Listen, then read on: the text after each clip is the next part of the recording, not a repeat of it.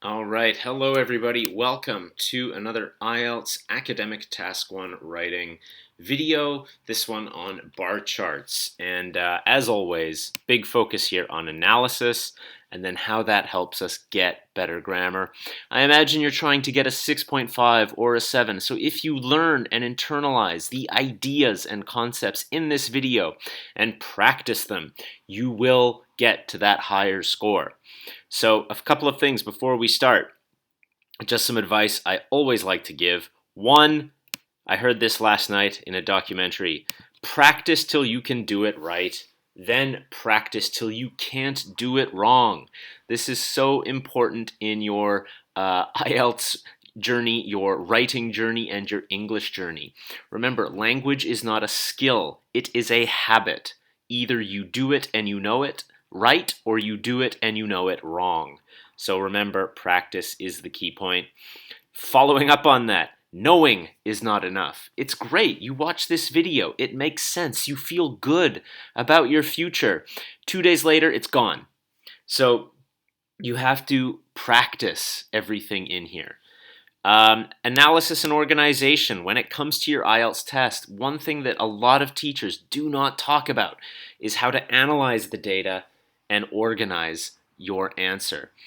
We will be talking mostly here about analysis, and you will see how that helps us with organization. A lot of teachers do not do this correctly. They don't do it at all, from what I can see. Rewatch the videos. Yes, that helps me, but it helps you. If you don't like these videos, rewatch the other videos that you like. Review. People think that if they go to class and they understand the teacher, it's over, but it's not. Listen again, watch again, practice, review, and repeat. If you want to internalize the grammar we talk about in this video, watch the video again, write the sentences out. Write them out a few times, 10 times. Write them out without looking. Write them out so that your hand knows what to do when the test begins. All right.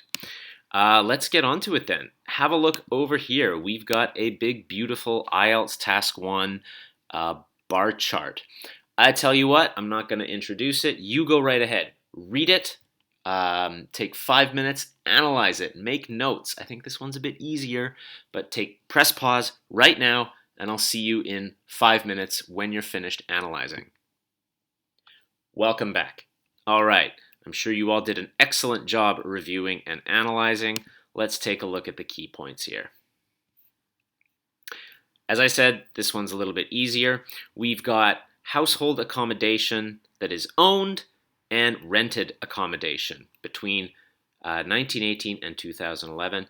Now this is easier because there's only 2 positions in a percentage out of 100. So here when you've got 77, this one has to be 23.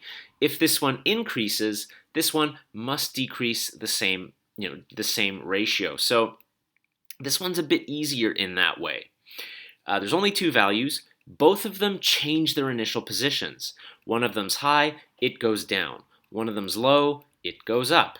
That's pretty straightforward. Now, here's where people have problems. Notice that household accommodation rented goes from about 77 to about 37. So that's nearly, if not exactly, a decrease of half. So I've pointed that out here, that the rented accommodation decreases by nearly half the original value. So that's great. You can talk about, 80 down to 70, down to 50. You can talk about that. That's fine, but you're missing the big picture. This is a major change, and your writing task will get a higher score if you point that out. Secondly, ownership went from about 23 to about 64, 65. So it's nearly tripled. All right, that's nearly 3 times the original value. That should be mentioned. All right, so let's take a look at how I have written my answer. This is the part I know you're waiting for. So first of all, I don't spend a lot of time paraphrasing this, and my students don't either. It really doesn't matter. It really doesn't matter if you, you could copy it word for word, or you could paraphrase it. And in the test, this sentence makes very little difference. If you copy it, they simply will not count it in your word count. So they don't consider it part of the 150 words. So I just say if you're going to spend 3 minutes paraphrasing, that's a waste of time. Take 10, 20 seconds, copy it. I just removed a few of the words just to make it fast. If you want to change it, go ahead. Your teachers are not wrong, but there's no point. Then identify the main trend. Usually that's done here. Most teachers teach this way, so have I. Over the period, it became more common to own than to rent. All right, so this is kind of a key point here, past tense, because all of this is in the past. Now I've got a first paragraph, and I've decided I'm going to talk about the rented accommodation first. From 1918 to 2011, the percentage of renters decreased noticeably. All right, so again, I've said the whole paragraph is going to talk about percentage of renters decreasing. That's my first paragraph. That's my first sentence in the paragraph. So the whole paragraph will talk about this, the overall idea of the paragraph. This is never wrong, and it helps you stay organized. More importantly, remember, this is not about the examiner. This is about your writing. So fix your writing. Then I get into the details. In 1918, the vast majority of people rented, comma, and then I give the data, 77%. Trend data. Now for key trends, for key pieces of information, include the data. As you get to less important points, it may be less important to keep the data. Then the best word in all of IELTS, this. So I've mentioned 77%. This, what's this? All of that. I've just taken a 10-word sentence and condensed it into one word. This began to immediately drop, comma, falling below 70% by 1953, and to 50% by 1971. All right. So here I've given some of the data that shows the downward trend. And again, look at this beautiful, gorgeous piece of grammar. Participle clauses, comma, falling, all right? So trend followed by the data, all right? Watch any of my videos. I repeat this a lot, and you need to internalize it because it is going to help you get that score. After this, now again, after this, I'm referring to this past piece of information. So look at this. This is what they want in the IELTS test. One sentence connects to the next sentence, connects to the next sentence. That's how you become a good writer. Make sure your ideas connect. After this, it continued to fall, comma, dropping. So look at this. Same grammar point, but I've changed the words, and now it looks like two different grammar points. This is advanced grammar. It's not repetitive. The examiner will read it and not think that you've repeated something. Dropping to roughly 31%. So, I've used the word roughly twice here. It doesn't matter. Don't get stressed out about it. If you repeat a word, that's fine. Don't use a word you cannot use. So don't try to use a different word because you think you need to. Use a different word if you can, and I'll do that later. It increased slightly over the next decade. All right, now I could have mentioned that 31% is the lowest point. It doesn't, and yeah, that would be good. It's not completely necessary, but definitely something that you might consider. It increased slightly over the next decade. So again, when I get down to the data here, you can see it increases from about 31 to about 35 or 36. But over the time period, the proportion fell by nearly half. So down here, all the way up at close to 80, down here near 40. It fell by nearly half. I've highlighted this in red because if you do this, you are highlighting a key trend, and you need to absolutely do that to get a 6.5, 7, and you absolutely need to do that to get higher. Fairly straightforward, and again, beautiful, past simple. Then I move on to the next paragraph. Owned households showed the inverse trend. I love it, because here I said decrease noticeably, then I mention increased trend. That means opposite, it's going up. So now I've got one paragraph where each idea connects beautifully to the next in this paragraph. And here, I'm now connecting two separate paragraphs. That's good writing. That's easier for you to do. That's easier for the reader to follow. Now remember, if you just write that sentence, it has to link to this paragraph. Don't just put this here unless you've already put a trend. All right, I know a lot of people like to have, oh, give me a sentence I can always use. It's not a sentence. It's an idea about how to write. After starting at slightly over 20% in 1918, owned households rose, past tense, comma, increasing to 50% by 1971. So again, I've used that same grammar point, comma, ing. I've now used it 3 times with different verbs, so it's not going to look repetitive. In fact, it's easier to read for the examiner.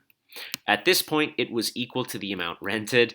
Like, I debated. I don't think I need to say that because, again, you've got two values. If they decrease past 50, they will cross paths. But you always want to look for that little point where 2 points reach an equal level, all right? The proportion of owned households continued to rise when it peaked at roughly 69%. So it peaks up here, and I use that word peaked to, again, show that trend. And that indicates that it falls. If you say peaked, that means it's going to fall. And I highlight that here. By 2011, it had fallen slightly to around 64%. So look at this. I know a lot of teachers love to do increase slightly, decrease slightly, and it's fine. But look at that. I've only used it twice. All right? So people spend all their time memorizing them. I've used it twice. I could have used maybe another adverb, but it's fine. And the problem is if people, they'll try to write like these weird words like, minimally is fine. You could write minimally, but it's still a bit awkward. Slightly is fine. Notice this as well. By, had. If you want to use the past perfect, you need to have that by. All right? Then I point out, despite falling slightly in the last decade, so yes, despite this fall, and pay attention again, despite ing. Do not play around with that. Just keep it simple. Despite falling, despite increasing, noun or ing. In the last decade, the percentage had nearly, actually don't use both, nearly tripled its initial value. So again, here it's roughly around 20, here it's well over 60. So I've said nearly tripled its initial value. I'd even say if you forgot the word nearly, it would be fine because the concept and the idea are there. And yeah, you'll notice that that sort of overall highlight of the big trend, not just it went up or down, but it's very common in the IELTS test to see things go up by half or down by half, or things will double or triple. So pay attention to the triple and double or half and 1/3 movement of data. All right, that's it. That is how I would approach that. You can see each paragraph is nicely organized with a clear main purpose, and then the trend and data and the grammar that I've used. And if you watch the old videos, you will see this grammar. And as I said, review and internalize. I've had a lot of students, they just repeat and repeat and repeat until they cannot do it wrong. That goes to the point. Practice till you can do it right, then practice till you can't do it wrong. It will stay in your brain for the rest of your life. And hopefully you'll just get better. Finally, just remember, grammar depends on analysis. If you do not see the data clearly, it's going to be very hard to use the range of grammar you need to use to highlight the points. So keep in mind, you're not going to use despite falling, advanced grammar, past perfect. You're not going to use that unless you're able to analyze the data. Analyze the data. Practice analyzing it. Watch the videos. Practice again. Don't worry too much about paraphrasing. Again, you're using a lot of mental power to paraphrase it. I know it feels easy, but it's actually consuming a lot of time and a lot of thought. And I get sick when people tell me how they spend all this time practicing paraphrasing. And yeah, like it might be helpful in university. You do need this skill, but it's really not important for the main thing, which is the analysis. All right, everybody. Like, subscribe, and spread the word. These videos are here to help you improve your IELTS Task 1 writing score. I want more sevens out there. I want you to get your score. Come say hello. Tell me how you did. I'm always happy to hear this stuff. I recently helped someone get up to their 6.5. I helped a few people get up to their 6.5s and even 7.5s, and even 1 or 2 8s in my years of teaching. Good luck. See you soon.